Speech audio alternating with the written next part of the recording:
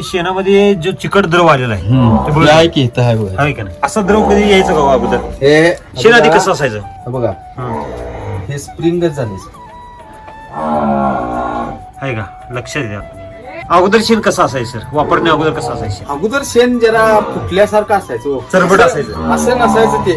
ह्या शेणामध्ये सर चाऱ्याचं जे कण म्हणतो तो एक तर दिसतोय का हो यात नाही नाही नाही नाही का बरं पूर्ण पचन होऊन आलेलं आहे बाहेर गव्हाच्या पिठासारखं आहे तिचं हे.